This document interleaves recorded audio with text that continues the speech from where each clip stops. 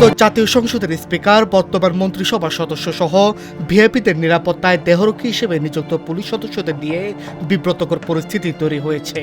অভিযোগ উঠেছে, দেহরক্ষীদের বেশিরভাগ ক্ষমতাচ্যুত আওয়ামী লীগ সরকারের আমলে রাজনৈতিক সুপারিশে নিয়োগপ্রাপ্ত।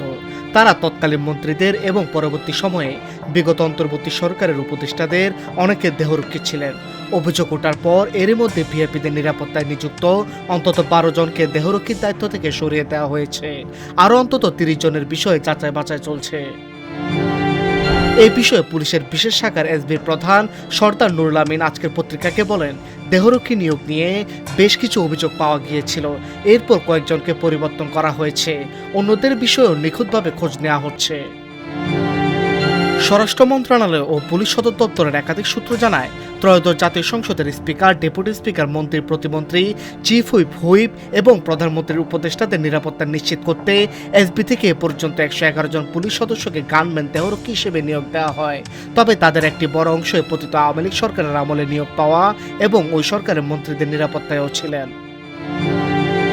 সূত্রগুলো বলছে, পুলিশের প্রতিবেদনে উঠে এসেছে, অভিযোগ ওঠা দেহরক্ষীদের অনেকে ছাত্রলীগের রাজনীতির সঙ্গে যুক্ত ছিলেন বলে ছাত্রলীগ কোটায় অথবা আওয়ামী লীগ নেতাদের আত্মীয় স্বজন এবং সাবেক এমপিদের সুপারিশে নিয়োগ পেয়েছিলেন।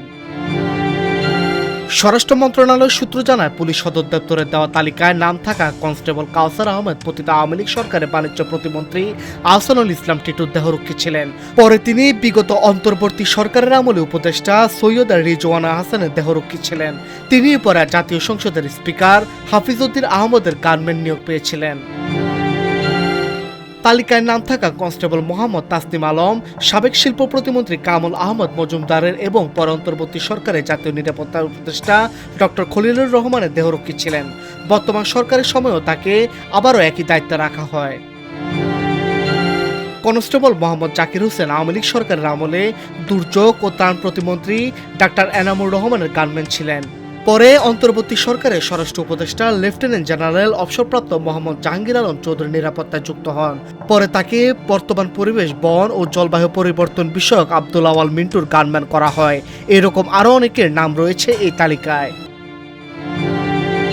এসবিতে খোঁজ নিয়ে জানা গেছে, পুলিশ সদর দপ্তরের প্রতিবেদন পাওয়ার পর অন্তত 12 জন ভিআইপি দেহরক্ষীকে পরিবর্তন করা হয়েছে।